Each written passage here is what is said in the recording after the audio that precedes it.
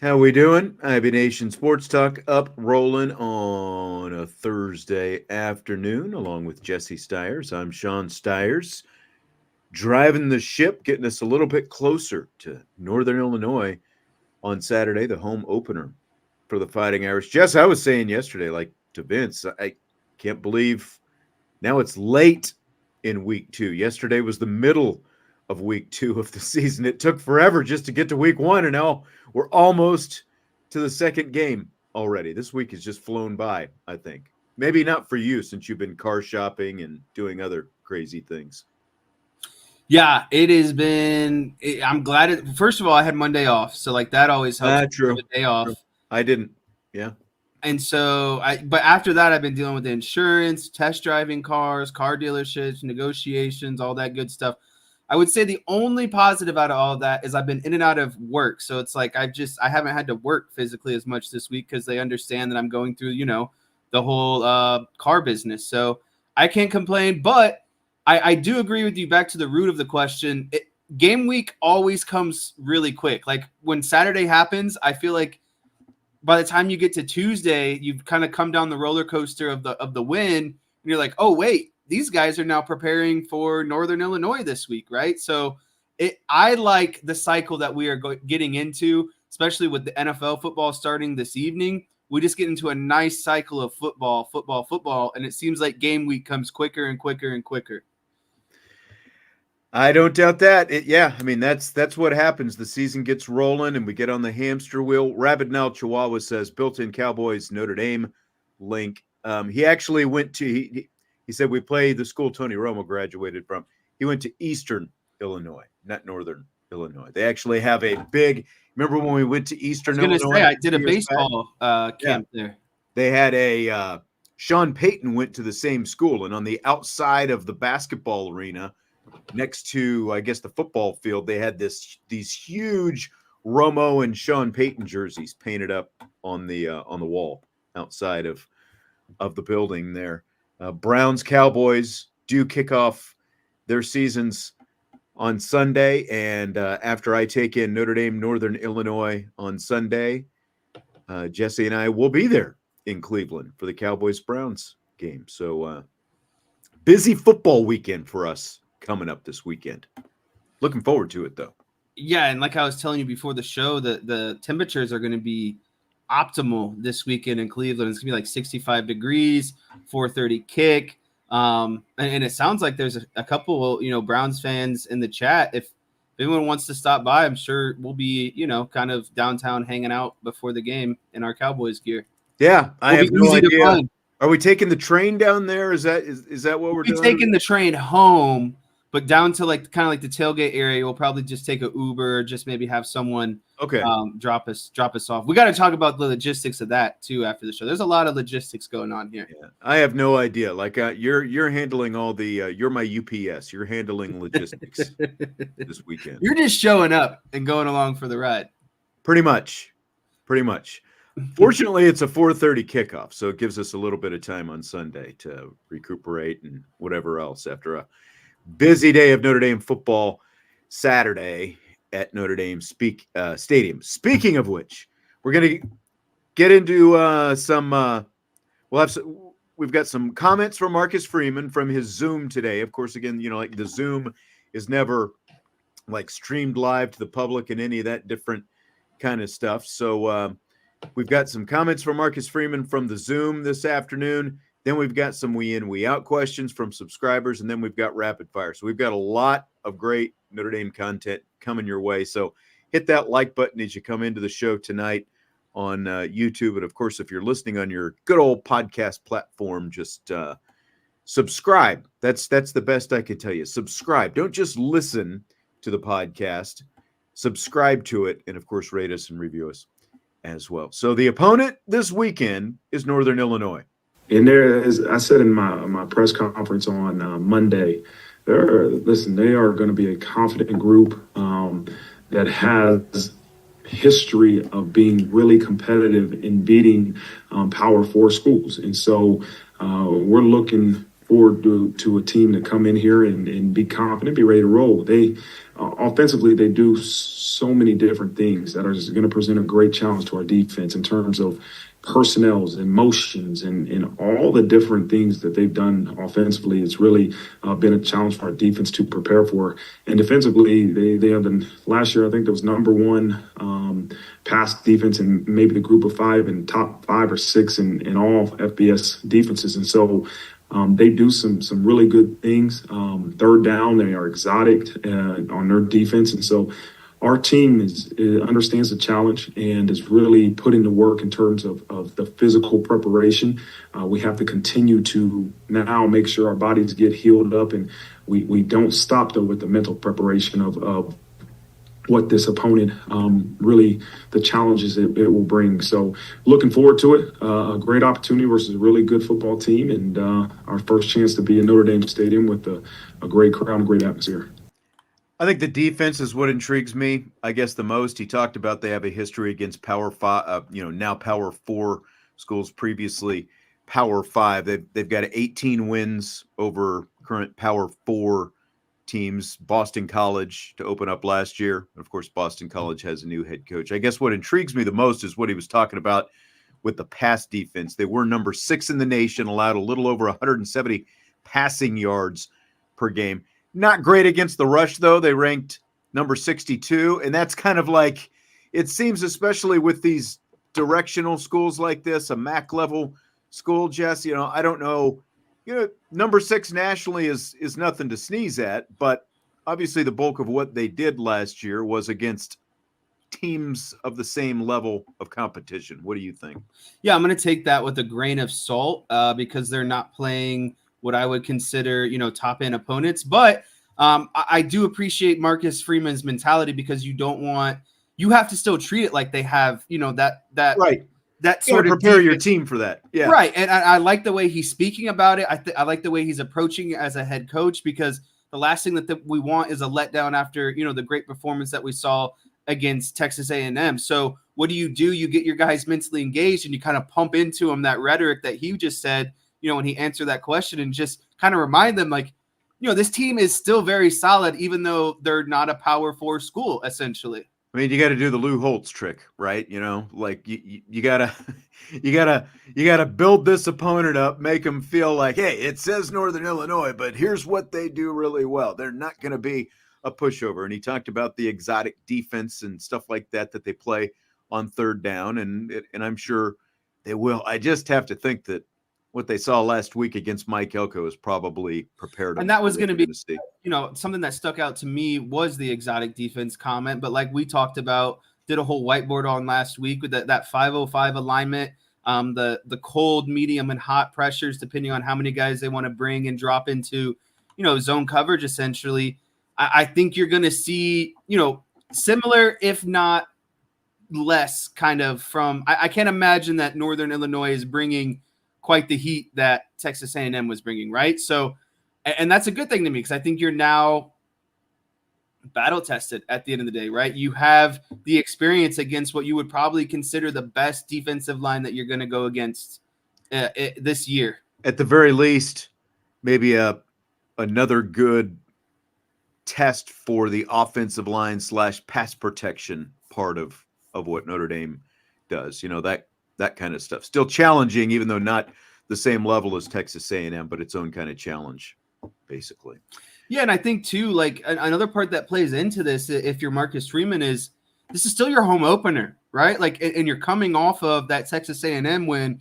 Your fans and following are now even more hyped up to see you because of what you did last week. And now you get to bring the show, I guess you could say, to your own home turf, right? So I think that is also something that Marcus Freeman is probably emphasizing this week, is our fans deserve a good performance, right? You need to continue and build off of what you did last week. I mean, look, interest is even higher this week than it was going into last week. I think that there were probably a faction of fans who were kind of wait and see in terms of what they were going to do against Texas A&M. And if they had lost to Texas A&M, they weren't going to be nearly as engaged in this program. But I mean, just like when I look at just a basic metric, the kind of interest our shows have had this week on the various platforms, there've been a lot more people listening to what we're talking about and watching what we're talking about this week, even compared to last week after that big win. So hopefully you see some carryover from that going into Notre Dame Stadium. What do we think? Should we make DK a coach out there? So DK says, my speech if I was Freeman, this is their Super Bowl. They're going to give you their best. It would be utterly disrespectful not to give them your best on the field. If you can't, your backup will. I feel like DK might have gone to little chat GPT to concoct that speech. I don't know. I did that recently. Did you? The new place I'm transferring over to, they asked me to do like this bio about me, and I always don't like those things because it's like, what's sharing too much? What's like, what are they looking for? And so Naomi was like, you should go to Chat GPT and just like type in, like plug in a couple things about you. And they put something together nice for me, and I just hit copy paste and put it in my bio section and called it a day. I like it. I mean, it's a bio. What more do you need? It's not like you're really cheating by doing that. Right. They just, I gave them my interests and they put it in a nice, orderly fashion for me. Nick said he had a co-writer who used AI to write his self-evaluation. I like it. I mean, you're going to get a glowing review there, right? Right. All right. So, I mean, it is still, you are still going from Texas A&M to Northern Illinois. So how do you guard against a letdown? There's no lack of motivation because all you got to do is watch the game and evaluate the plays. And we as a group see the work we have to put in. We got a lot of work to do. As you look at the outcome of the Texas A&M game, that's what we want, right? Obviously, you want to win the game, but when you evaluate every play. And there's a lot of different areas and plays specifically that we have to make sure we're improving at. And that's as a unit on each side of the ball, but that's also as individuals. And so we pushed them. We had really good Tuesday and Wednesday practice, long, physical, tough. I think sometimes getting back here at 4 a.m. and lack of sleep at times can have a trickle effect, but we couldn't let up. And we pushed them hard. And I told the coaches, we can't pull off the gas pedal. And so they probably were wondering, hey, are we going to pull back? Because, we had a big win. They knew right away that we doubled down. So it was 2 really good weeks 2 really good days of practice. And now we have to fine tune some things before we get to Saturday. What'd you think about that, pushing them hard? I thought that was really like an interesting way, to basically sort of keep them engaged, keep them motivated, just push them harder in practice. I hadn't really thought about that as a motivational tool, but like it did make me think back to my high school days of like probably the best coach that I ever had. That was kind of his mentality. It's like, it's the day before the tournament. Can we back off a little bit of the conditioning at the end of practice? No, we are not backing off the conditioning at the end of practice. We are still going just as hard if it was early in the week or whatever. And it definitely keeps you engaged, keeps you motivated, kind of keeps you grinding a little bit. What'd you think, Jess? Yeah, I like that because when you demand more out of your players, all you have as a response is to answer the call, right? And so if they're demanding more out of them and saying, hey, it's not enough to beat Texas A&M and coast. We are going to demand more off of you because we need to continue to build and get better, because it's not about, again, like I was saying, I think on Tuesday, you have to drop the names and the faces of who you're playing. And the goal has to be, we need to get better every week if we want to end up at our ultimate goal, right? Because you're not helping yourself. Yeah. Yeah. You're not helping yourself if you don't get better this week, because, obviously Marcus Freeman isn't going to say it, but the end goal is the playoffs, right? So you want to be at your best, top tier, top notch by the time the playoffs come. And what do? You have to continue to grow more every single week. And so if Marcus Freeman wants to demand more out of them, I like that aspect. And again, when you, as a head coach, create that culture of we're going to demand more, it doesn't allow the mindset to creep into the player's mind that this game doesn't mean as much, right? Because that's naturally what happens when you don't demand as much, or you say, hey, it's Northern Illinois this week. We don't We need to can take practice it as easy. Yeah. that creates a natural mindset for the Natural players. letdown. And Yep. so I think overall what I got out of this is I love the evolution of Marcus Freeman as head coach, because I don't think he approached these type of games the same way in year 1 or maybe year 2. Maybe I'm wrong, but I still feel like Marcus Freeman has grown as a head coach as well. He's a more confident head coach in year 3, and I think that's led to his team to trust him more and buy in more. And we saw that confidence when he was coming out of the tunnel, right, against Texas A&M. And I think that's why the players responded so well, because he is so confident in who he is as a head coach this season. I mean, he's had great self-awareness all the way along. And, like we've said, he's learned in the moment from his mistakes, and he hasn't just said, well, it's early. If we keep doing this, it'll get better as time goes on, and, and just keep doing things the same way. He's been willing to look in the mirror and look at the way they've done things week in, week out, and make changes as necessary as it's gone along. I think you're absolutely right about that. And USMA 87 says Freeman is more the executive leader. And I would say he is. He is definitely an overseer, but at the same time interacting with everyone. Just like when the questions about all the emotion and stuff last week come up, the players this week have talked about how he's always engaged with them at practice. Like, he comes up, and we've watched it as it's happened at the beginning of practice.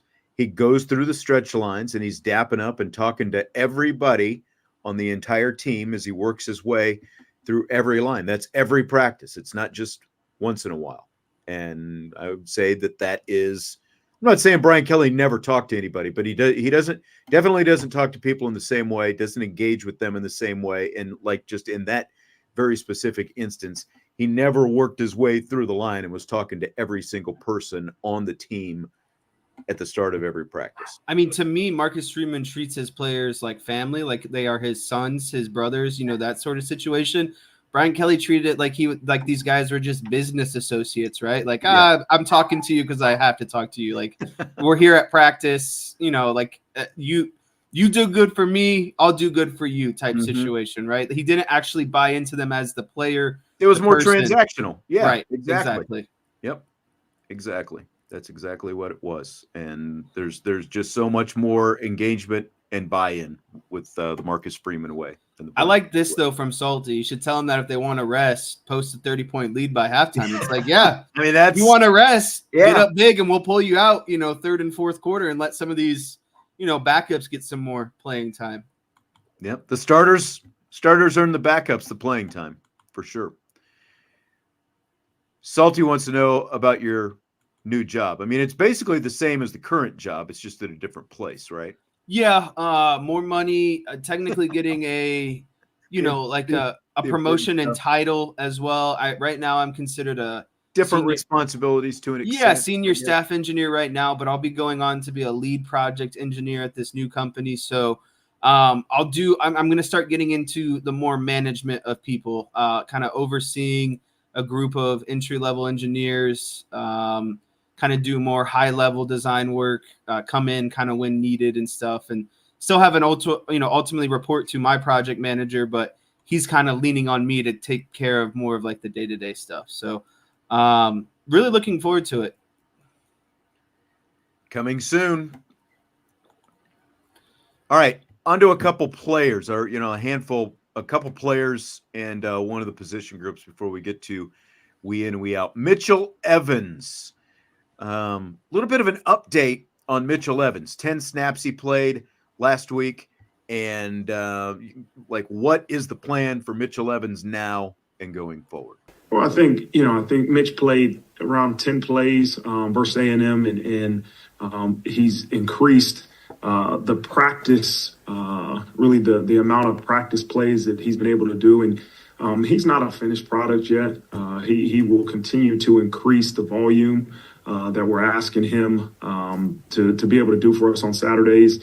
I expect to see a greater amount of plays than 10, but also, again, understanding that he's on a progression to truly becoming the best version of Mitch. And so I'm really pleased with where he's at now, where he's progressed to.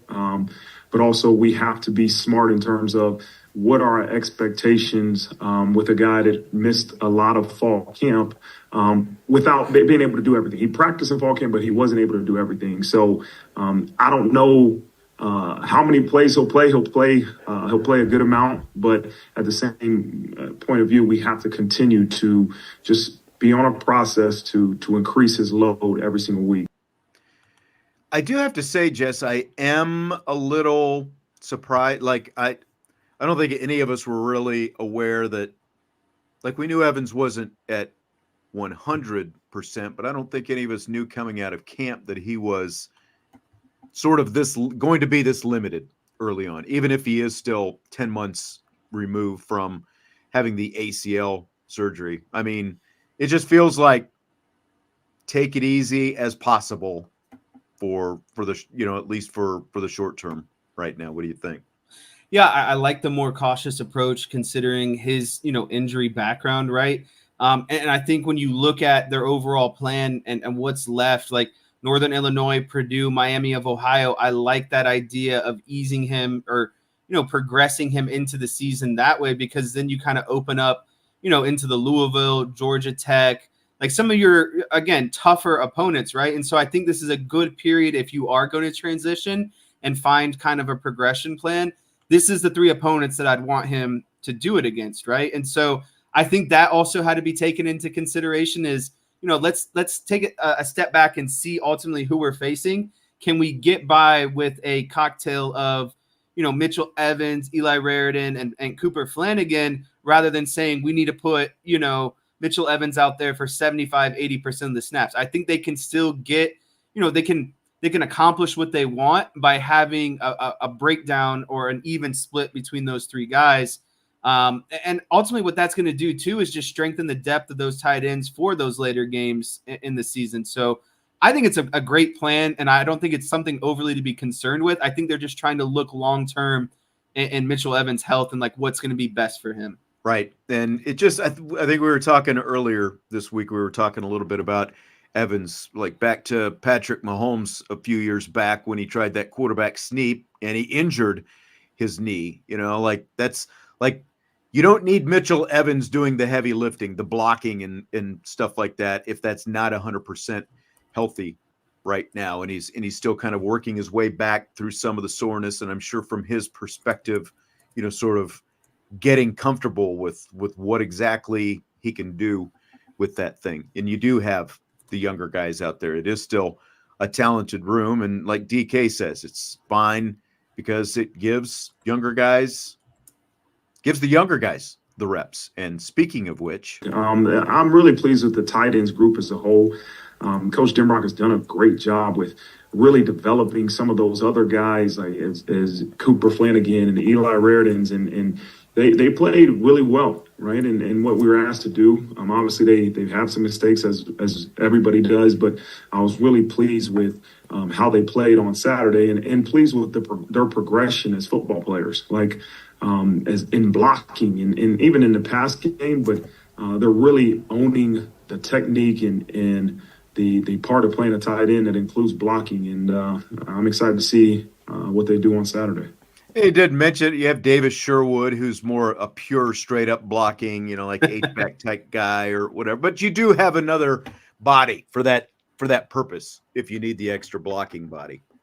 Well, again, I like the idea of stripping these guys down to their fundamentals and giving them the time to kind of mature as a tight end, because the NFL has spoiled a lot of guys. You see Travis Kelce, you see Kincaid, Laporta, Mayer. All these guys want to split out and be detached from the line and basically be a bigger bodied, little bit slower wide receiver out there. But I like what Marcus Freeman is saying. In my opinion, I think it's 50-50. You have to block as well as you catch the ball as a tight end. So I really like the idea. And that's what these guys need the most work on, Raridan and Flanagan. They can't just be guys that are going out there to catch passes, especially when you're trying to run these power schemes with, Riley Leonard. You have great running backs like Jeremiah Love and Jadarian Price. You need those tight ends to be able to block and also get up to the second level and seal off linebackers in space. So I really think this is a good time for them to kind of, like he was saying, strip down,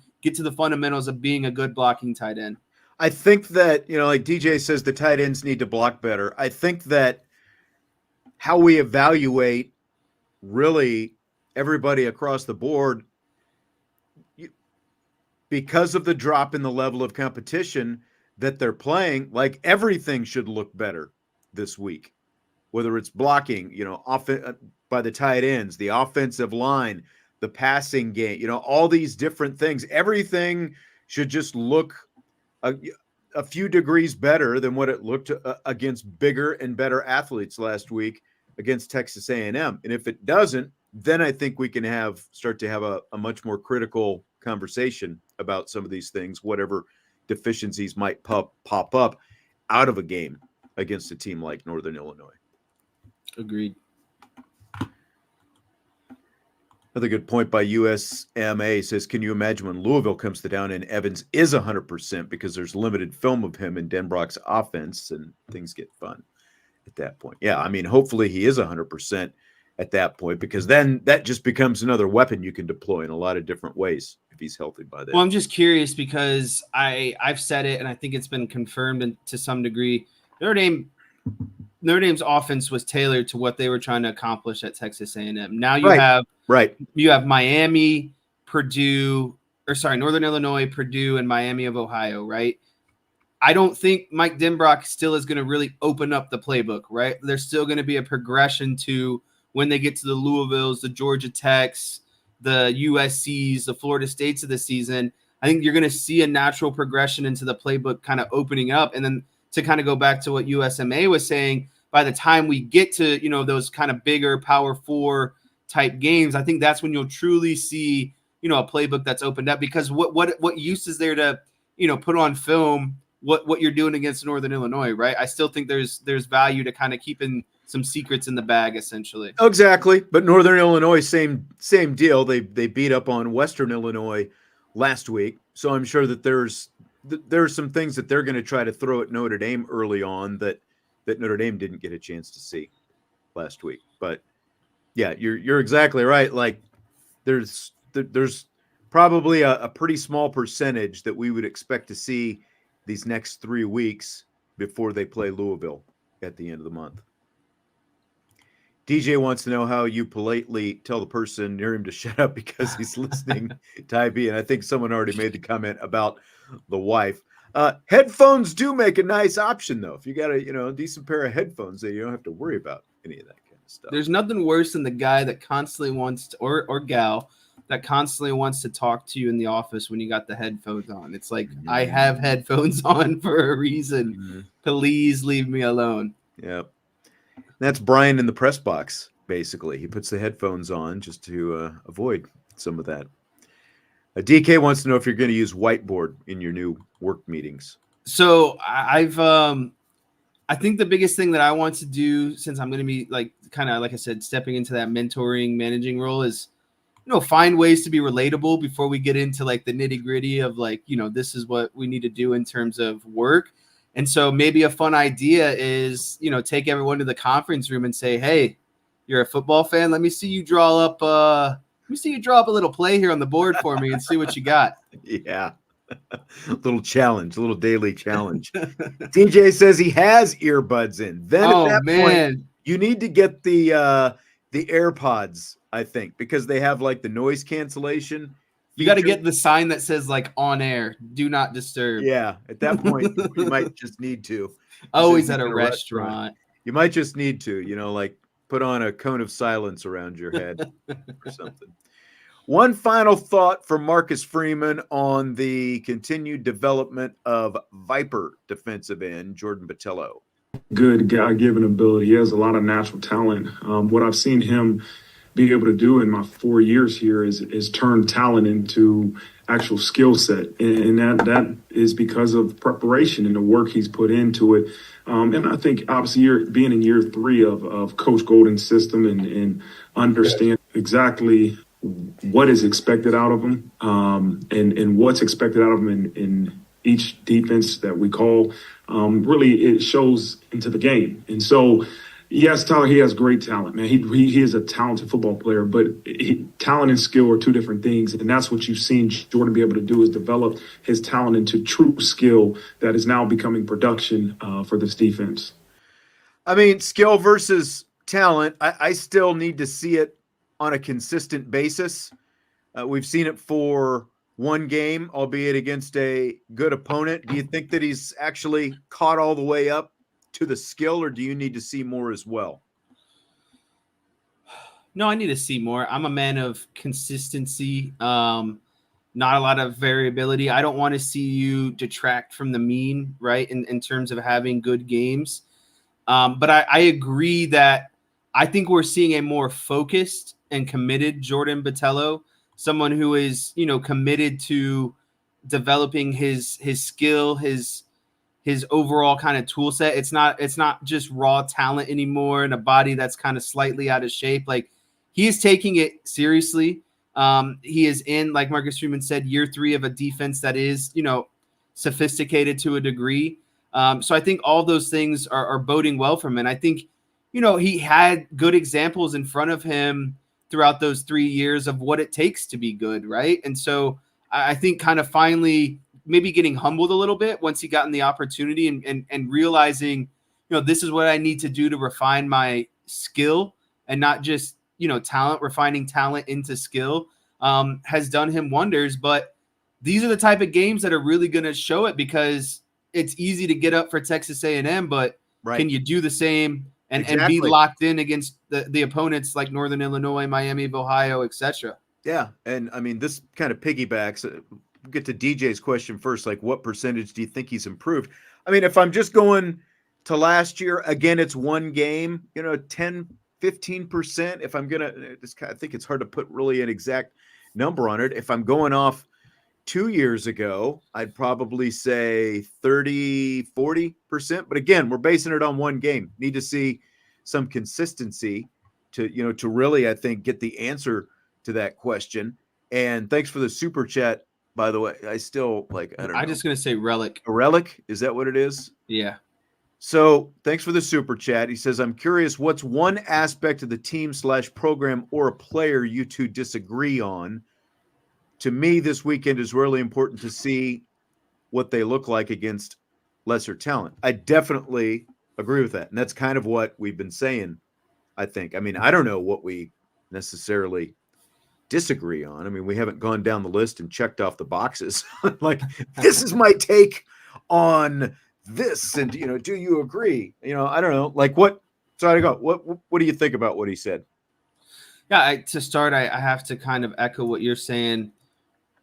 How they play against lesser talent is huge. And it's been something that has, slowed down or hindered Marcus Freeman early on in his coaching career. But if he's, overall matured as a player, as a coach, you would hope that in year 3, we no longer see those sort of issues, right? Well, and I had kind of blended, I think, when I've thought about it, blended the first 2 years together in terms of how, they did against teams of lesser competition. But when you look back, the struggles were really year 1, because then I went back, and when you look at how the games played out last year, I mean, they pretty much dominated every team that they were supposed to dominate. And then they lost to Louisville and Clemson, and obviously they lost to Ohio State as well. And so, I think that skewed things a bit, but they did take care and, not just beat, but beat handily all the other teams that they were supposed to beat last year. So now you have to make sure that continues. You can't just say, well, that's taken care of. But again, like the way they approach practice this week by turning up the heat and going intense on Tuesday and Wednesday, and then kind of giving them Thursday and Friday to recover a little bit going into game weekend. But the way they approach those things, let's stay competitive. We've got to hit this hard for a couple days to make sure that we still have your attention and you're going to be focused on this opponent. I think that is a really good thing to hear, that's the approach that they took this week. Yeah, and to just kind of go to the first part of the question, I don't really see player-wise, like when you look at the depth chart, I don't look at it and say, this guy should be, maybe playing instead of this guy. I think they've done a good job offensively and defensively of constructing that roster of, guys who ultimately should be playing. And I think the only position that you could potentially question is the offensive line. But to me, that's out the window because they performed well against the Texas A&M team, right? And so in terms of the offensive line, you just want to see continuous growth, against Northern Illinois. I thought it was great that they ended up not giving up any sacks. I know it helps when you have Riley Leonard as your quarterback, but still, no sacks were given up. There was no freebies, no quick shots, and it's not like Texas A&M wasn't bringing heat, right? Like they were dialing up a lot of different blitzes. So, but again, I think that we get a lot more answers about this group this week, if that's the case. Because of the unique game plan that they talked about. If you're approaching it where you're going to take some shots downfield, what does the pass protection look like when you're essentially asked to block twice as long as you were last week against Texas A&M? Like, how does Anthony Knapp look out there? And again, like, you got to remember Anthony Knapp, to an extent, that was a decision, but it was also a decision that was forced on him because of the injury to Jagasaw. So it's not like they went out of their way to start Anthony Knapp. They were put in that position because the guy who was going to start was injured a week into camp. Yeah, and I would say too, I'd like some of the run blocking to be cleaned up. There was a couple times where it felt like, some like Texas A&M guys were in the backfield, and there were definitely, some runs for loss at some point in the game, right? Like the running backs had kind of nowhere to go. I mean, naturally that stuff's going to be, cleaned up. But didn't you think that there were also times when the running back could have hit a hole a little bit quicker and not move laterally in the backfield? Like they let some of that Texas A&M get to them because they were a little indecisive on where they were going to go, just getting out of the backfield and through a hole. I do. I do agree. I think sometimes you just got to hit the hole hard and not, be so much worried about there being the perfect hole, right? Like we saw that these guys can hit creases, and that's really all that they need. And I'll even kind of go a little bit further. I thought there were a couple of times where Notre Dame set up some really good screens on the perimeter, and rather than kind of trusting the blocking and cutting inside, they chose to kind of go towards the sideline, and that's just never a no-no because you're going to run out of room at some point. And again, I think there were multiple screens where had they just kind of waited that split second and got inside rather than getting kind of horizontally and going to the sideline, that it was a better decision. Yeah. I don't know exactly what the conversation is here. Someone claimed that Texas A&M ended up with a sack, and someone else is saying no sack, and then I don't know which one it is, but I thought there was no sacks given up by Notre Dame. There were definitely on the I'm still looking. I just went and looked at the season stats because the game stats said that there were no sacks. I'm looking at the season stats that Notre Dame has posted on its website, and the only sack in the game was the sack that was credited to Howard Cross. Texas A&M not credited with a sack according to Notre Dame's official season stats up on the website. I don't remember where there ever would have been. Like the only thing close was like Riley Leonard was tackled for a 1-yard loss, but the one that I remember, he was running, like he was close to the line of scrimmage. Obviously he was within a yard of the line of scrimmage because he lost only a yard, but it was a run play. I believe it was credited as a tackle for loss and not a sack. That's the only one that I remember, but is what it is at this point. Thank you, Paulo 27. He said the whiteboard was so good he had to watch it twice from the other day. Yeah. Much appreciated. Let's go to we in, we out. We got some good questions here tonight, Jess, from our subscribers on the new Champions Lounge. So that's where you put in the questions for we in, we out. Leon Fart says we in, we out. Gerby Lambert makes his way into the starting lineup before the end of the year, not due to injury. In or out on that, Jesse?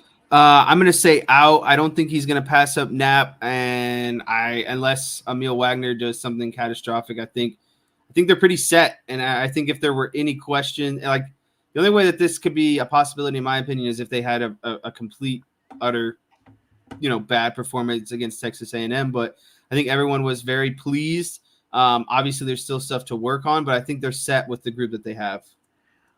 I think so as well. I know Marcus Freeman has said what's best in game one is not necessarily what's going to be the best for the middle of the season, but I am out on this as well, just because they never would have started a true freshman and a redshirt freshman on the left side of the line together in that road environment if they didn't think that they're more than just a one-game answer. I think like if a one-game answer is like you stick with the veterans, you stick with either Coogan or Spindler, and you put Tosh Baker out there, and then you make changes after that. So I don't like that. That doesn't mean that Gerby Lambert is not going to develop, but if this is not due to injury, I'm going to be out and say that the guys who are starting there, Wagner on the right and Knapp on the left, will remain the starters. But again, we are going to find out more about these guys over the next 3 weeks and exactly how good they are or aren't.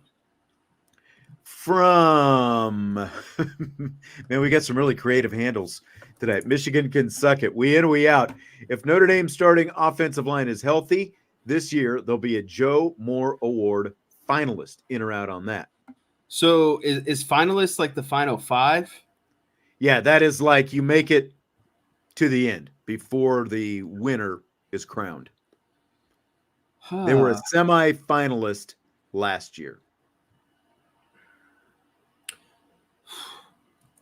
I'll just say we in for the fun of it because I think that they did well against Texas A&M if they protect Riley Leonard and continue not to give up that many sacks. If they're able to have the kind of run game that they did also, Notre Dame rushed for a lot of yards in that game against Texas A&M. So if they can continue to combine, that sort of power run game, not a lot of pressure, sacks given up, then yeah, I would have to, because again, that's the best defensive line that they're going to face this season. And so, there's going to be other good ones, but nowhere near as good as Texas A&M, and they're going to have some good opportunities against the Miamis of Ohio's, Northern Illinois, Purdue, Navy. Like, there's going to be a lot out there to kind of put some meat on the resume. So, again, to me, it's like a toss-up, but for the fun of it, I'll go we in. I'm going to go out. I just think that, like, when you look at last year's line, which, again, it had 2 NFL tackles starting on it, one a top 5 pick. If all they did was get to the semifinals on a team that scored the kind of points that it did and did everything last year, if that's as far as they could, now some of it is relative because it's like this year's line is not competing against the competition of last year's line. It's, a different season and everything, but I'm just going to go out. I think that they have a chance to be really good. Some of the competition they face could skew things, because of the numbers and things like that between rushing yards and potential lack of sacks. But I'm going to go out. I'm going to say semi-finalist, like in that range again, as a ceiling for this group. I'm not even going to beat just a lot of letters there in the handle. BC from BV. Yeah. BC from BV. If Notre Dame can start stretching defenses vertically, these 2 running backs will have monster years, and the tight ends will become dominant. In or out on that? BC from BV. I love this question because this is a big in for me. I mean, look what they did against Texas A&M with those loaded boxes. Like, Texas A&M was asking Notre Dame to throw the ball downfield and beat them. So the more you open up that passing game, I mean, look at what Love and Jadarian Price did to these linebackers against Texas A&M, right? Like at the second level against loaded boxes. It's only going to get better as the passing game opens up. And I do agree too, the tight ends will become more dominant because you're going to hit them on those seam routes, those corner routes, like that play I did on the whiteboard the other day where Flanagan got open. That's going to be a big staple in their playbook. It's just their whole offense, the more they can stretch the ball downfield, the better it's going to be in every aspect. And that's basically next level. It's what we want to see this weekend. And if we see anything short of that, I think there's going to be some frustration next week. But I'm definitely in on this. It just, the more vertical they can get, the more it opens everything up, from Riley Leonard's running to the running backs running. And like you said, the tight ends as well. And, again, like we haven't even seen a completely healthy Mitchell Evans yet. So Rule 34 Artist says we got a bunch of downhill run blockers on the offensive line. I do agree. They are better run blockers than they are pass blockers, but this isn't a problem in my opinion, because look at how much they wore on Texas A&M by the time the fourth quarter By the time the fourth quarter came. They won that game in the fourth quarter because they were dominating in the run blocking and allowing their running backs to hit some holes. So I'm all for that. And I know that's the identity Marcus Freeman wants too. He wants them to move the line and be able to run the ball. I had a sneeze coming on and I'm trying to hold it off right now. And I think I think because of who they're going to play, they're going to have a chance to sort of organically get better as pass blockers as well, because they're just not going to sit like Louisville is the next time they could see anything close to what they saw against Texas A&M in terms of the kind of pressure they're going to get and that kind of stuff. DJ, a simple handle, says we in and we out. And Jelly enters the game in the last 4 minutes of the third quarter. I'm going to say we out. I think the starters will be in the entire third quarter. I think Marcus Freeman is still, based on his comments this week, I still think he wants to see a lot out of his team. And I think you naturally, to me, I'm this early in the season, I would more so lean on we need to get our starters that good game valuable experience, even if you're kind of dominating. So I see it more as a fourth quarter thing. I'm going to say in. I think that if they're up by 4+ touchdowns or maybe north of 4 touchdowns by late in the third quarter, I think that they will make that switch. And Leonard's history also plays into this as well. Mm-hmm. So I think how long do you want to keep that guy in there? You don't want him in there any longer than possible. Yep. So I'm going to go in on that. Billy Napier doesn't last the season at Florida. In or out? Is his contract up this season? No, he's signed through 2028. I was going to say I thought it was longer. That's a lot of years to pay. Yeah. Let me look at Florida's schedule again real quick. 4 more years to pay if you're going to get rid of Billy Napier. It's not at a cheap clip either. But that's their fault, for giving him that kind of contract. And Andrew says $25 million is his buyout. I'm going to say out. I think he does last through this season. I think he's got this season and next season to get it turned. I think that he is at best unless this turns into some total disaster this year. If he starts losing to Samford and UCF and Florida State at the end of the season, I see this team as probably a 7-5 type team, right? Like 8-4 is probably the best that they're going to do. And with that buyout, I don't think that they're going to can him this soon. But if he has another mediocre season next year, then definitely. If he doesn't make a bowl game this season, then I think that he could probably be done at the end of the season. But I don't see a mid-season boot quite yet. I don't either. Antoine says he's in with Angeli being in the third quarter with 6 minutes left.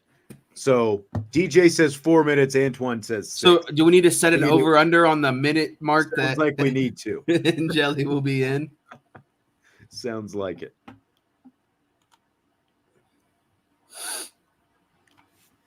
In or out, both Love and Price have 1,000 yards from scrimmage this season. This is an easy in for me because between receiving and rushing, I definitely think they both get 1,000 yards from scrimmage. That obviously doesn't mean rushing, but rushing, receiving combined, I'm in on that for sure. I'm 1 second. I'm gonna say definitely on Jeremiah Love. Jadarian Price. Gonna be close.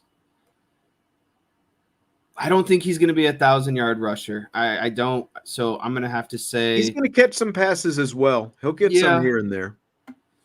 But I mean that means he's got probably let me pull out a calculator real quick on my computer. I think we probably should revisit this next week because I think they're both going to have really big days Saturday. So he only needs I mean, 80 yards from scrimmage every game between pass or receiving. I just don't know if both those guys are going to be close to 100-yard rushers every game. I know that they're going to get split carries. I know Jeremiah Love gets help because he gets receiving yards, but it's going to be really close. I think I lean. Darian Price is going to bust runs all year again against this schedule. Look at the run that he had against Texas A&M for the touchdown. So my question That's becomes, going to be common. You're going to see a lot of those runs from both of those guys this year. My question becomes, though, when they get into blowout situations, does that mean it's, Devin Ford and Aeneas Williams time, or does Jadarian Price still get some of that mop-up duty with the second string offense? That's the only thing I'm worried about is when they start blowing some of these teams out, are they both coming out, or is just Love coming out? Like, if Jadarian Price is staying on the field for, the whole game and all of these games, I definitely think so. But if he gets pulled out with Love, I have a harder time believing so. I don't think he will stay in for the whole game, but I could see him getting an extra series or two maybe after Love is done as they're working in Aeneas Williams and maybe Keedron Young and that kind of thing. So I'm going in. You can stay out if you want, but I'm going in on that because, again, don't discount Jadarian Price as a pass catcher either. I mean, he's not going to have massive receiving numbers, but I could see him having around 150 or so yards at the end of the year, which means all he has to do is get to 850 in rushing. And then, like you said, what's the simple math on that? He's going to have a couple 100-yard rushing games this year, at least. Book it. These are one of those things that we need to go to the TNT, the Charles Barkley guarantees where Ernie Johnson writes them down on sticky notes. You need a sticky note board. Come on, fool. You need a sticky note board for all of these predictions. Especially for Vince. Maybe you should get the sticky note board. Okay. Dome or Grizz, the defense not allowing, by the way, your dogs are mad at you for having the wrong answer on that question. The defense not allowing any explosive plays of 20-plus yards is a bigger deal than the offensive line not giving up sacks. That's what was against. I'm assuming he means last week against Texas A&M. In or out on that? So I think these have equal weight, but I'm going to have to say out because we know how good the defense is. We didn't know how good the offensive line was and how they would respond at Kyle Fields. And to be honest with you, I wasn't sold on Wigman either. He got all this hype. I needed to be bought in, right? I expected more of what Notre Dame did and would have been more surprised if they would have had the 20-plus yard plays. So I'm just going to have to say we out, and I'm going to say I think it's a bigger deal what the offensive line did. I'm out because I said going in, again, if you listen to the IB Countdown to Kickoff show, explosive plays, and the team that was going to be able to make explosive plays I felt like was going to be a big factor in this game. So now if you just say, was it a factor that A&M didn't hit explosive plays? Sure, it was a factor. But I felt like Notre Dame, between the two teams, was going to have the much better chance because of the kind of players they have. I felt like they were going to have the much better chance to hit the explosive plays. So I think that, again, in a close game, ultimately the offensive line, that young offensive line, not giving up sacks was a bigger deal last week. What was that? I missed that. The sticky notes board is already full from stuff with Vince. Yeah. All of Vince's absolutes are up on the sticky note. He needs to be held accountable to his success rate on those type of situations. Joe Allen with multiples. In or out, Northern Illinois will have fewer total yards than Texas A&M. And I believe A&M had, what did they have? 240 some yards last week. 246 yards is what they had last week. So will Northern Illinois have fewer than 246 this week? Yeah, they had over 700 yards against Western Illinois last week, but Western Illinois is not Al Golden's defense. So I am in on this as well. I think that they'll be right around 200 total yards in that ballpark. Riley Leonard will have 225 passing yards and 75 rushing yards with 3 total TDs between passing and rushing. In or out on that? I'm out. I'll take the 225 passing. I will not take the over set or the 75 and over rushing. He had 12 carries for 63 yards last week. I think that the goal this week would to not be to run him as much. I think you're going to allow him to kind of recover in a sense. I still think you might see a couple here and there. And then the total touchdowns, I would set the line at 2.5. I think that's a tough number. I think we're going to see some touchdowns in the air this week. I think it's a matter of, does he get a rushing touchdown or not? Or maybe he gets 3 passing touchdowns. You know what? They're going to put up a lot of points. I'm going to say in on this one.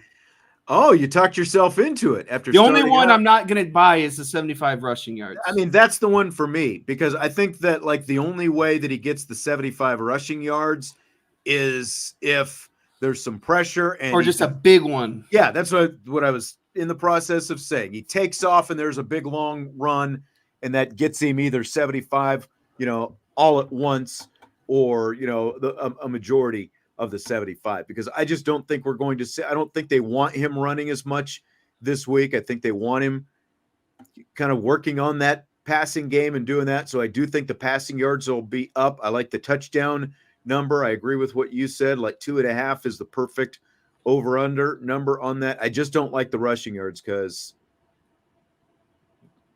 I just don't think that's what I don't think that's the game plan this week. I don't think they want him running as much. And finally, in or out, 2.5 is a good over-under set for interceptions for this game. I'd say in. I mean, they created 2 off of Wigman last week. I think we're starting to get spoiled, right? We're just assuming interceptions. But maybe you could say 1.5, but I have a good idea. That if they do what they're supposed to, they're going to have to. Northern Illinois is going to have to start passing the ball. Notre Dame's going to really get into some nice coverages on the back end, and I think torment them. So I think 2 interceptions is almost a lock, and 3 is definitely a good, maybe. So yeah, I agree, 2.5. Yeah. So if you're setting the number, 2.5 is the perfect number to set it at. I think they've got a really good shot of getting at least 2. And then the question will be, can they get the 3rd? So I'm in on this. Rather see a sack fumble. Oh, I would be in on that. Give me more sacks and fumbles. I love a good strip sack fumble return for a touchdown. There's nothing better. There is nothing better. Yeah, I would like to see more pressures this week out of the defensive line. I do agree with that. Yes. Another one from DJ. In or out, the Irish set the "this is our house" tone with a 33-plus point win. This gets into kind of final score predictions, but I'm going to say we in because the line right now I saw was 28.5, I think, of most recent. I think they're going to cover that. And again, that means that they're probably going to be up, between the 30, 35 point, maybe even 40 point range. So, and I think Angeli still can lead a really good, potent offense if he's getting in there. I mean, we saw it in the bowl game victory. So I'm going to say we in. I think this is definitely a 30-point plus win. I'm in as well. I'm trying to remember exactly what my prediction was where I put Notre Dame's points, but it is right around this ballpark. So I will go for it. I will say in on this. I think it's going to end up being pretty lopsided. Oh, man. I always love everyone's bold predictions for scores against these type of opponents. Oh, well, you allow yourself to get let down in some regards, especially if theme and common trends of the past are going to kind of continue to hold true. It is important to remember there were a lot of people predicting a lopsided win for Notre Dame last week right. as well. So take the rose-colored glasses off, take the shamrock-colored glasses off, and but I mean, this week obviously a lot more reason for that kind of optimism. Bracketed cover 3, in or out. Riley Leonard is invited to New York at the end of the season. That would be for the Heisman Trophy ceremony. How many guys get invited? 5? It depends on the voting. You can have it depends on how the voting sort of clumps up. Like if you have 4 guys who are close together, you could have 4. I think that 4 is the limit. I don't know if they've ever had 5, or it could be as few as 3. Like if there's a big drop off between the third vote getter and the fourth vote getter. I'll say in because I think Notre Dame is going to, knock on wood, they're going to have an undefeated season. They're going to host a playoff game. That's largely going to, the quarterback is what gets you the national attention. And I think as Riley Leonard, as long as he keeps up some passing numbers and they start to open up the passing game, I think that'll ultimately get him, the Heisman bid. If he can be that true dual threat quarterback, guy who can give you, 50 plus yards on the ground a game at minimum, over 200 passing yards a game at minimum, and they have the success that we think they do, I think it's hard to turn down someone like him, especially when you're the quarterback at Notre Dame. I am in kind of for DJ's reasoning. 12-0 Notre Dame quarterback is getting votes. You're right. It didn't help Ian Book out that much, but at the I same think he's time, better than Book. Yeah, exactly. I think you're going to see more highlight plays of him actually doing things that are going to help him out. I do think that it helps a little bit anyway, that there was a lot of national spotlight on the Texas A&M game and people were watching that game. A lot of the ESPN people were obviously there.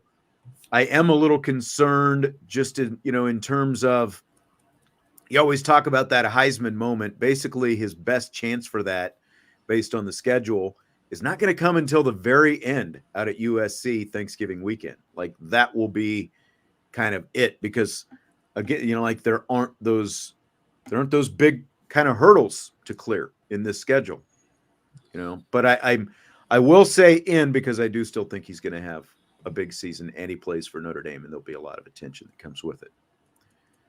In or out, defensive end Bryce Young, I think that's who he meant. He said Bryant because, Bryant's son, Bryce.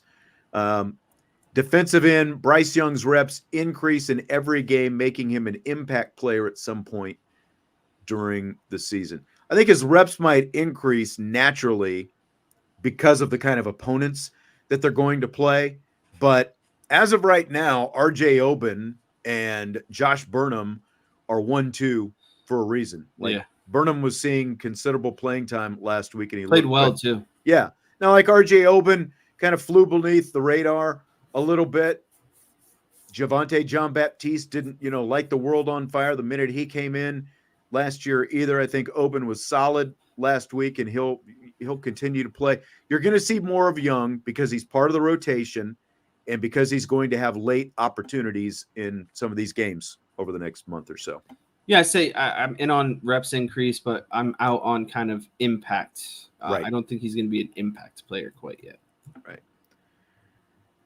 And again, like Andrew says, if Oben continues with the disappearing act, remember it's one game. It's one game. It was Texas A&M. He's going to have some opportunities to continue to play. So don't write him off after one game.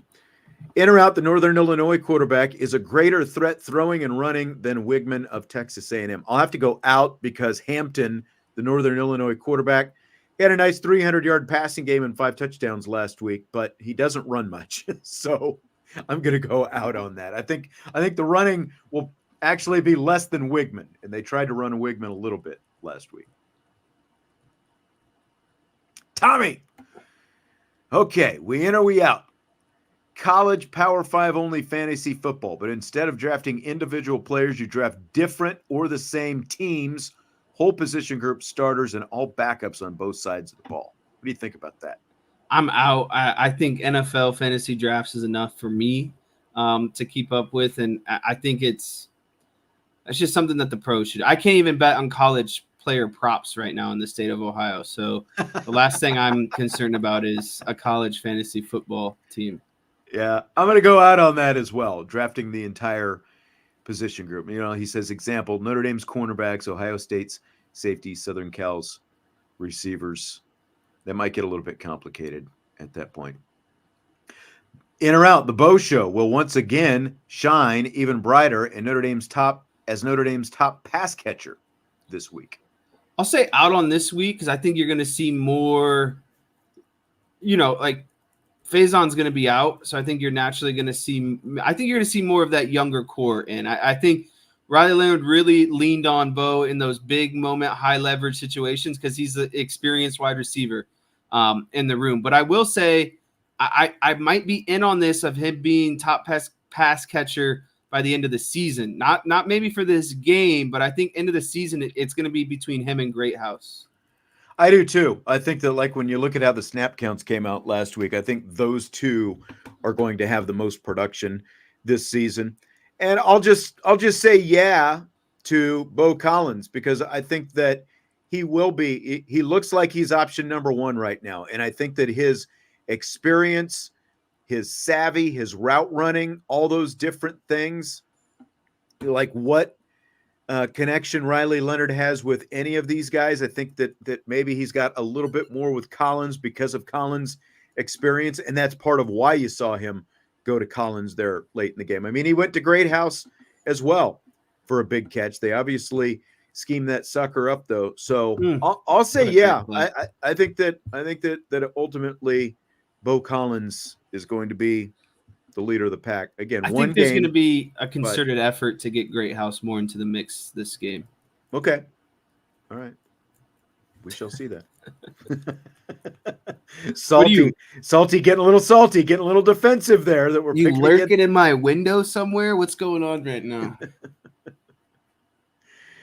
In or out, the following scores by quarter this Saturday: 17-0, 27-3, 44-3, 54-10. Not points scored each quarter, but that'll be the score at the end of each quarter.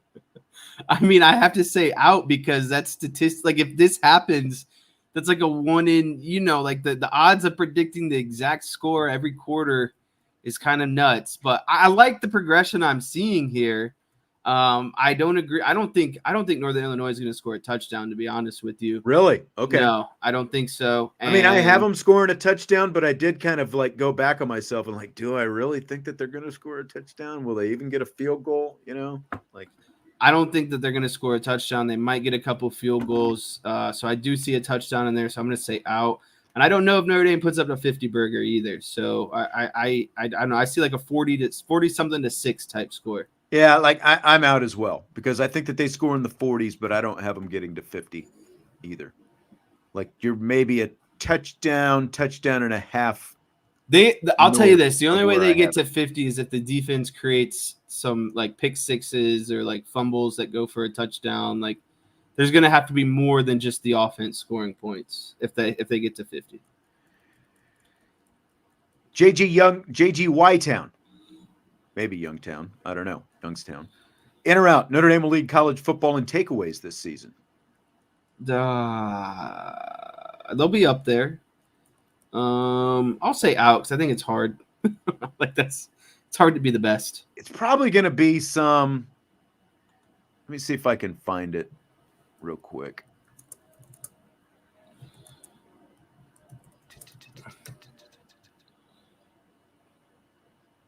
I've got like the national stat page pulled up here. Oh, let me see. Passes, interceptions. I don't see total takeaways on this.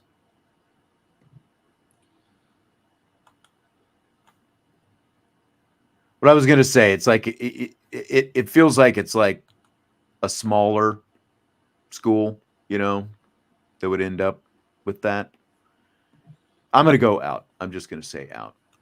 I'm in on top five. I think that they can be up there in terms of the high national leaders, but I think they could be one of the leaders in the Power Four as well. Sure. I would agree with that as well. Also in or out, the running back room will rush for over 3,000 yards. I'll say out. I think if you included Riley Leonard, maybe this question does include Riley Leonard, you might get closer to 3,000. That's a big number. I just looked at last year. They had 2,400, and that was between everyone. Anyone who had a rush, they only had 2,400 last year. I know Jadarian Price will have a better year, but I mean I think that's assuming those guys are both over 1,000, and Riley Leonard's pushing 700-800 himself. So I just think that's a big number.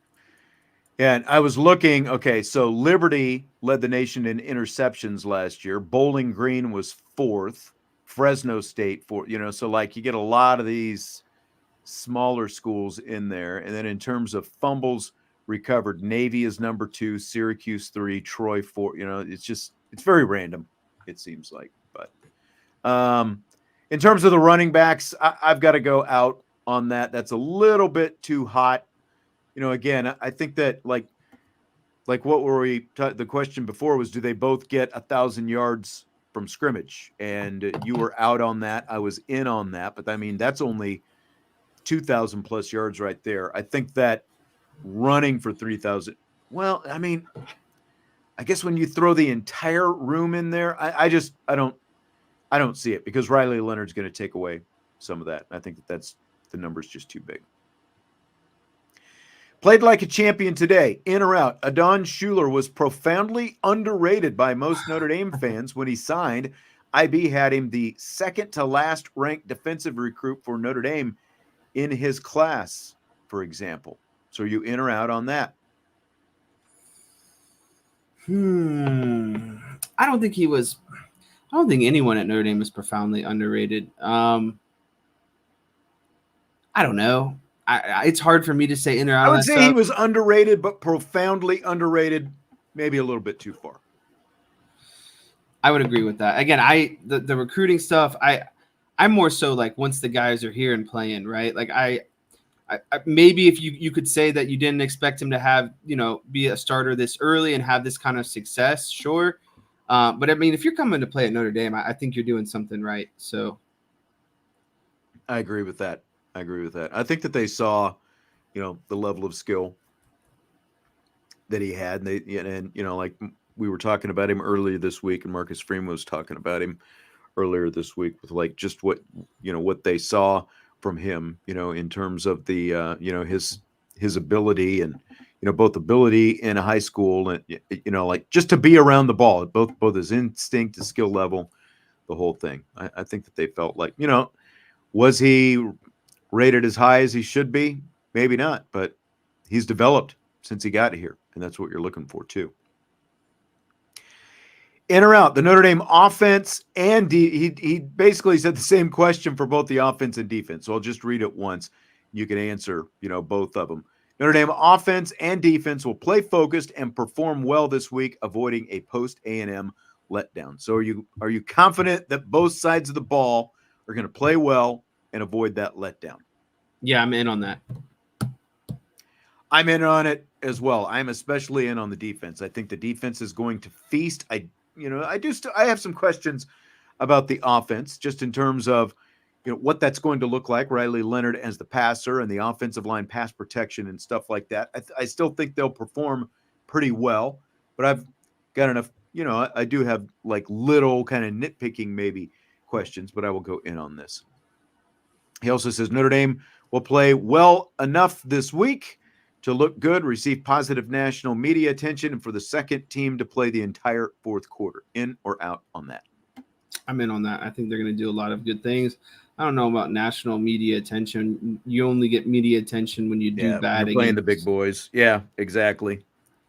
You only get media attention in games like this for a bad reason. That's just the way that it is. In or out, the college football playoff seedings are fundamentally flawed by gifting not only a bye week to the top 4 conference championship game winners, but also gifting them the top 4 seeds. While it usually makes sense for the top 4 seeds to get the bye, the committee re-ranks teams after the conference championships.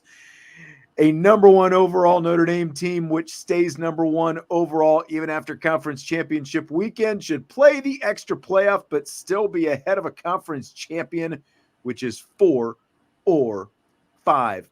In or out on that? I'm just going to go. I know what you're saying, but I'm going to go out because Jack Swarbrick helped draft. Right. He helped create this format. And the reason that this format works is because Notre Dame gets to remain independent. That's what it comes down to. You're giving up a first-round playoff bye for the sake of remaining independent and getting, like that means a lot to Notre Dame. And you get to, that's the track that you get to continue down for the foreseeable future. So I've got to be out on that because that was the trade-off. You give up a first-round bye and you get to be independent as long as you want to stay independent, as long as those other factors that you talk about, the TV contract and a place for the other sports, are in play. Yeah, I'm out for the same reasons. DK, in or out? Notre Dame minus 28. I am in on that. I'm in on that. I've got a lot of points being scored in this game. Over under 45. I am over. Now, I have Northern Illinois scoring a little bit more than you, it sounds like. So it sounds like you're probably right on this number, 45. Yeah. I'll go over, but just barely. Yeah, I'm definitely over. Riley Leonard, 300 passing yards. I've got to be out on that. I don't know. I think I'm seeing 250 as a ceiling for this game. Might even be a little lower again, like just depending on how this game plays out, because I think the running backs are both going to have big games. And I think he'll get his passing yards, but I don't think that he'll get to 300. Out. I think that it's around 275. Okay. So you see 275. I see 250 as the ceiling. In or out? Love and Price, 250 combined rushing yards. Out. You're going under? Yes. Going under. I'm going to be out as well. I think it's a little too high. Like 200 is probably where I would be. Right around 200 for my combined total for those two. Over under 3+ turnovers. I'll be in. I'm in as well. Jaden Greathouse, over under 20 yards. Under 20 yards for Jaden Greathouse. Really? I'm going over. I think that Greathouse has himself a pretty solid looking day. I'm going to go over. I'm just giving Salty a hard time. Were you surprised? Like they really didn't for what they were trying to do in the passing game last week. They really didn't use the middle of the field that much. Did that surprise you at all? Yeah, but I think the over the middle routes kind of take a little bit more time to develop, in my opinion. So yeah, I'm not surprised by that. I mean, a lot of teams have given up using the middle of the field, but I just think that like with a body. Also, like middle of the Greathouse, field's a lot example. of traffic as well, and I Yeah. think they wanted to limit, turnovers in a game that possessions were critical. Big hit. From I am Tenzin, I am the son of Aang, I am the last hope for the Air Nation. In or out, someone from the IB team will say my full handle instead of shortening it or saying my username instead. I'm in on that as we would have it. Uh-oh. Salty's here. Salty checking in. Together, the Bo Show and the Great One accounted, especially if you add the Great One's PI yards, half or more of the team's passing receptions and yardage, and were the 1-2 punch on the game-winning drive. This combo will do the same in the majority of games this season. We were kind of just talking about this. I am in. I think that these two guys are going to be the go-to guys in the passing game. I think that they are going to be the primaries in the passing game this season. Yep, I'm in on that.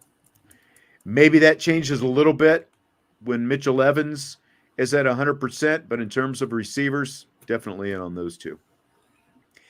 In or out? If Notre Dame blows out Northern Illinois, all the linebackers should stay in the game to get reps, with maybe the exception of Jack Kaiser. I would say, I mean, it's hard to say because like their whole like linebacker core is playing regardless. Like, who are you going to put in that like I don't even know who their third string linebackers technically are. I think when you're playing, well, they're playing technically the third string linebackers already. Yeah, that's what I mean. So I'm just gonna have to say out because I think this core of linebackers is consistently like there's really no one else behind them. Like I don't know. I think that when you're rotating as much as them, this is the main group you're going to see most of the time. I think so as well. Like maybe you see like KVA out there and Jaden Osbury is next to him for a majority of snaps at the end, just because those are the two, least experienced in turn, like KVA obviously being a true freshman and Osbury, even though Drake Bowen doesn't have much more experience, just the fact that Drake Bowen is a little bit higher in the pecking order, it seems like, in terms of, his position and the snaps that he got and stuff last week. There just aren't that many other linebackers that they have, so somebody's got to stay out there. Jesse, are you ready for rapid fire? Let's bring this thing home. All right, so here we go. Riley Leonard had 12 carries against Texas A&M last week. Over under 15 carries for him in the next 2 games combined. I'd have to go under, and I think we kind of talked about this in and out a little bit ago. I think when you're playing teams like this, there's no real reason to run Riley Leonard. I think the reason why he ran against Texas A&M is because he needed to run against Texas A&M. There were times where schematically it just made sense. I mean, I just think Love and Price can handle the rushing these next few games, and I think that the more you can save up those runs for when you need them for Riley Leonard, the better. So I think you're going to see maybe even more of a conservative effort to get him to run the ball less. I'm going to go under as well. It is curious that, like, if you look back at his 2022 stats at Duke, if you took any 2 games back to back, there's only one part of the schedule, and that is at the end of the season where he had back-to-back games that it didn't add up to at least 15. He had back-to-back games the last 2 of the regular season that added up to 14. But I think this is a completely different situation for him now. A much better offensive line, a much better running game, much better overall skill talent around him. And this game is really the next couple of games, but like this one starting with, is much more about the passing game and getting that going than it is about him running. Andrew says over because he's going to take off against Purdue. That head coach has a good defensive mind. Even if so, I mean, that's probably 10 to 12 runs. Like, I really don't see. So is he going to run less than 3 then this week? If that's, I do think so. I don't think there's going to be hardly any designed runs for him this week. I think it's in his nature though that he's going to take off a few times. That's true. I don't know. I've seen nothing from Purdue though that convinces me that like, you know, oh, that head coach is a defensive mastermind, or, you know, like any of that kind of stuff. Like, he might be, but their best player plays for Texas A&M now. So, you know, on the defensive side of the ball. So I'm not going to buy into that right now. Now we'll do a obviously deeper dive on Purdue next week and we can talk about that. But for now, I'm saying Purdue. Notre Dame's chances to go unbeaten this season went from 15.8% to 22.4% after the win over Texas A&M. They have the best chance of any team in the nation to go unbeaten. So scale of 1 to 10, how confident are you that they will? Oh, I'm going to go 9 out of 10. I don't think – I think it's always hard no matter what, schedule or not. But I think what has me leaning more so towards the undefeated is just hearing the way Marcus Freeman is talking and approaching, the team with these games coming up. And I think if he continues that throughout the season and they keep everyone healthy, then I'm at around 8.5, 9 out of 10. I'm at a 9 as well. I think that just the way the schedule shapes up and you hit it with the way Marcus Freeman is approaching these weeks, I don't think that he is going to let this team let up. So I think that they are going to stay on point and sharp. I think he realizes the opportunity this season, Yeah. Like, it's a massive opportunity to host a playoff, to not just be in the playoff, but host a playoff game, to have a chance to win a home playoff game and to move on in the college football playoff and all that kind of stuff. It's a really big chance for him in year 3. And again, it goes back to, why do you go out and get a guy like Riley Leonard from the transfer portal? Because I do think that they would have at least been in the running for a college football playoff spot, even if a guy like Steve Angeli is the quarterback this season. But I don't think that you're winning playoff games and beating these really good teams without a guy. Andrew, if I believed in jinxes, I would agree with what you're saying. You said, cut the undefeated talk. I swear we're jinxing Notre Dame after only 1 week. I don't believe in announcer jinxes of any kind. So, sorry. Rabbit Owl says we should pick 1 or 2 of these and follow up and see if we got them right. We talk about this from time to time but we never do. We always talk about, we should write these down and see who gets them right, but we never do. So I am gonna bring the sticky notes. I'm convinced. I'm gonna order a pad of sticky notes off of Amazon. Okay, you do that. Notre Dame has plus 430 odds to get a shutout against Northern Illinois. That is actually down from 490 yesterday. What is your max wager on plus 430 to get a shutout against Northern Illinois? My wagers are maybe a little bit higher than most, but I'd be comfortable with like a $25 bet on that. I think I'm 10. 10 wins you what? $43 or something? 43. Like that. I don't, because it's so hard to get a shutout.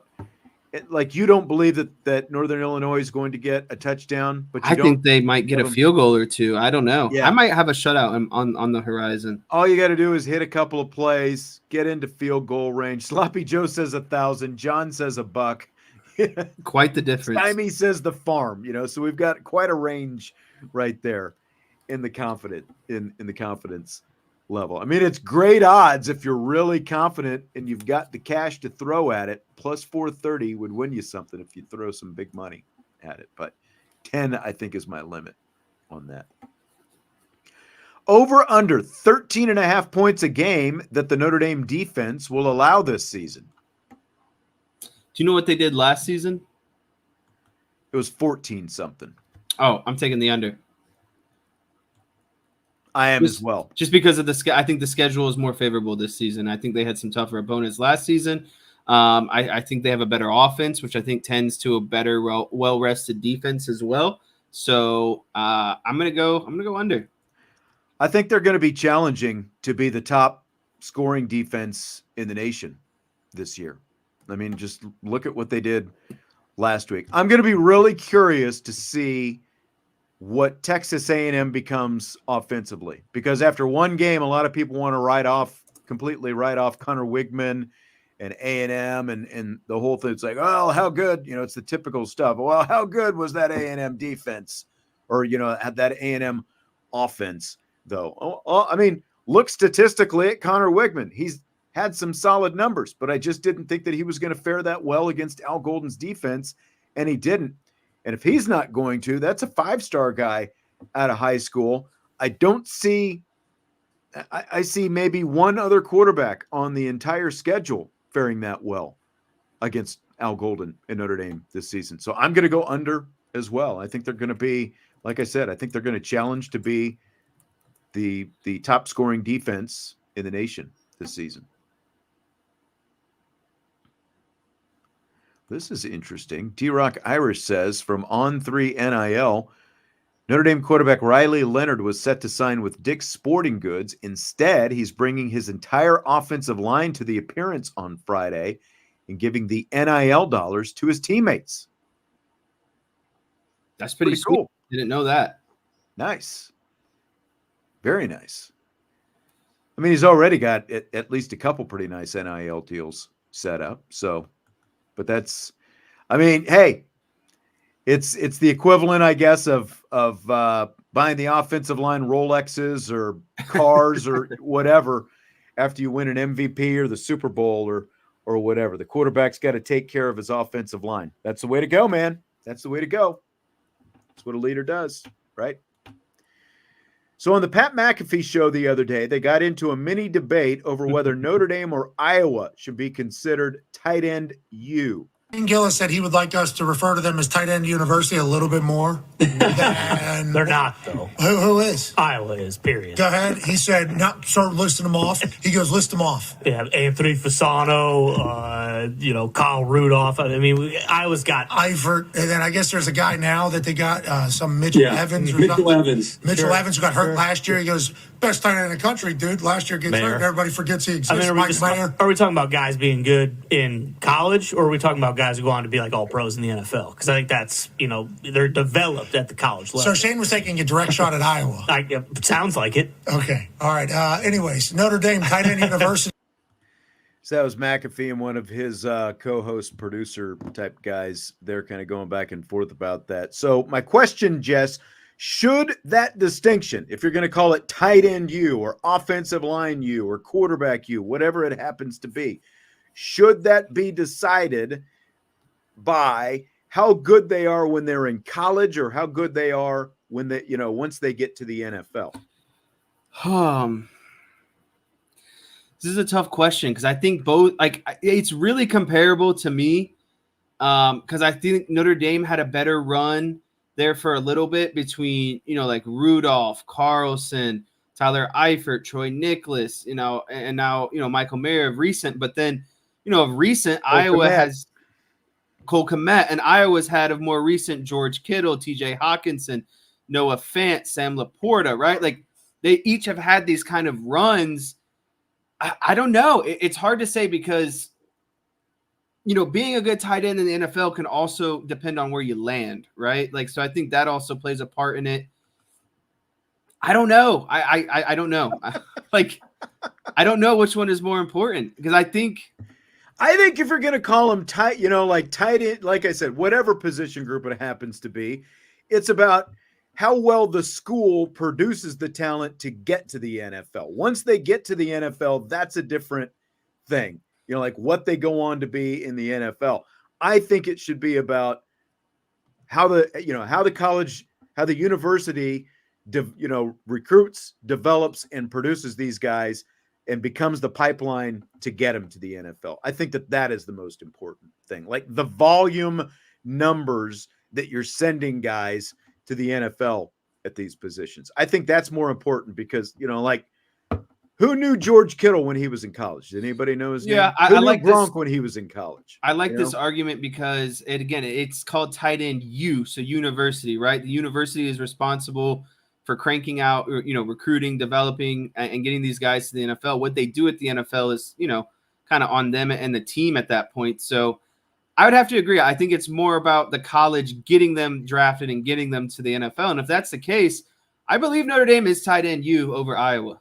Yeah, I do too. Like, again, like Laporta and Kittle, two big stars. But, okay, that's still just a couple of guys. You mentioned Hawkinson. I think that if you look at the last 20 years and look at the consistency that Notre Dame has sent these tight ends to the NFL, like Tyler Eifert didn't have injuries, he'd probably still be one of the best tight ends in pro football right now. But instead, unfortunately, his career is over because of, the injuries. I mean, there's still Alize Mack, Tommy Tremble, Durham Smythe, Ben Koyak. Over the NFL. I remember I literally think I counted one year. Notre Dame had like at least six tight ends in the NFL at one point, and I don't think you could say the same about Iowa. I think Notre Dame had a stronger period than what Iowa did. Yep. Stymie says, was it Fasano that spent a decade or so with the Dolphins? It was. He was drafted by the Cowboys, played for Parcells for a couple of years there, and then played for a long time with the Miami Dolphins after that. Andrew says, have the Raiders given up on Mayer already? Bizarre they picked Bowers. No, they're actually, from what I saw, they're basically just going to go to a lot of 12 personnel this year. They're going to use both of them. So it was strategic to draft both of them. Yeah. They have not given up on them by any stretch. So, I think Bowers is probably still going to be the receiving, more the receiving tight end, but they're going to play Mayer out there as well. So Peter Strager from the NFL Network has picked the last three Super Bowl matchups and winners. This morning, he picked the Packers to face the Chiefs, with Green Bay going in as the wild card to win the NFC, and the Chiefs pulling off the historic three-peat by winning it all in New Orleans. You buying or selling that? I mean, I got to buy it. If he's 2 for 2, what is there to 3 for 3? Yeah, I mean, if he's 3, if he's 3 for 3, I should probably place my bet right now because there's a good chance that you get good odds if you pick the exact Super Bowl matchup, right? So your sneezes have me sneezing now. No, but I mean, seriously, like if a guy is batting 3 for 3 on something like this, why would I disagree and not, basically say he's going to go 4 for 4? But as soon as I bet on it, then it's probably not going to happen anymore. So it's pretty hard to pick against it. But at the same time, I feel like a lot of people have really bought in on the Green Bay Packers, and all they've really shown us is one playoff win, one season with Jordan Love. They still don't have a true wide receiver.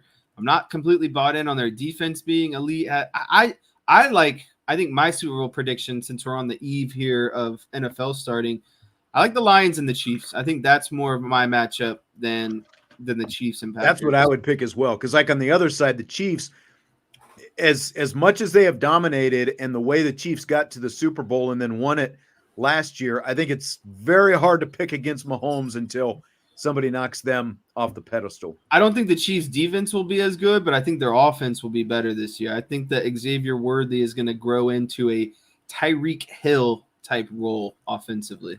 Father David likes the Lions and the Bengals. Not sure about Joe Burrow and the health. Like, he just hasn't been the same the last couple of years. You were a big Joe Burrow guy. What happened? The injuries? He hasn't been healthy. Yeah, I like Joe Burrow too. So Tom Brady makes his NFL broadcasting debut this weekend when the NFL starts. There's a lot of talk about whether or not Brady is going to be critical enough since he's played with and against a majority of the current players. So my question is that the number one thing that you need from an analyst for him to be critical of the players, or is there anything else that you think is more important? I think that first of all, Tom Brady will be critical. I think he's done. I've seen a lot of. I think he'll be too critical. Yeah, I think that he's been, on a lot of shows. I've seen him on a lot of clips where he's just talking about the current state of football, right, and how he kind of disagrees with certain things, and how a lot of quarterbacks are lazy and they lead their wide receivers into bad situations, and quarterbacks they are dumb down the NFL, because they want these quarterbacks to play year one rather than learn the system and all that stuff. So, yeah, I think if anything, he'd be over critical. But to me, the number one thing as a listening to the game, just be authentic. Be authentic to the moment. Be authentic to yourself, to the situation. Like, I don't like anything that feels forced. I don't like the overdoing it, or to me, and I don't think this will happen with Brady, but I've told you before, my number one pet peeve is the homer type stuff, or like the bias type stuff. Like, I don't want to see a guy who's like, basically kind of clearly, rooting for maybe one side or the other. Just be as authentic and on that middle line as much as possible. If you give praise to one team, give praise to another team. I know you can't find, a lot of bright spots in maybe a New England and Chiefs matchup, right? Because one team's probably going to blow out the other, but just find ways to highlight both teams and be as authentic as possible. Yeah, my thing, like, being critical of the players is not what I want. Like, I think the first job of the analyst is to, as concisely and as accurately as possible, boil down the play that just happened, like why the play did or didn't work, as concisely and accurately as possible. That's the biggest thing. And now in that, there's probably going to be some, critique that comes with it. But tell me why the play did or didn't work. I mean, I think play in and play out, that's the number one thing that you're looking for, why it did or didn't work. And, just do it, like I said, as concisely as you can. That's the big thing. Andrew says Troy Aikman strikes a good balance. I agree with that, though he has been more critical in recent years. He's become angry Troy sometimes. I think he just gets disgusted, kind of what you were talking about. He just gets disgusted with bad quarterback play. And I think that you're probably going to see some of that from Tom Brady as well. As an elite level as he played at, I think that you're going to see, Tom Brady at times maybe just want to throw his hands up in the air and go, what the heck is going on here? But I think he's going to be really good with his ability to diagnose and tell you, why things are or are not working well. Well, that's going to do it for tonight. Jess, we're going to wrap it up with that this evening. We've got Countdown to Kickoff, IB Countdown to Kickoff coming your way tomorrow night. The video and the podcast will drop tomorrow evening, hopefully quicker than it did last week, if we can keep Vince in check and, not make us go back and have to do extra work on the show after the fact. So tomorrow night, look for it. Appreciate you being here. Great show. Great questions, rather, on the We In, We Out from the New Champions Lounge. Remember, that's where you can submit them each and every week, and we bring them right here. Thank you very much for the reminder, Joe and Rapid Nile Chihuahua. Hit that like button before you leave. We appreciate it as always. We will talk to you Memorex tomorrow. IB Countdown to Kickoff, and we'll, of course, have the post-game show this weekend, and IB Nation Sports Talk back live in full Monday. We will talk to you then. Have a great weekend. IB Nation Sports Talk. Boom.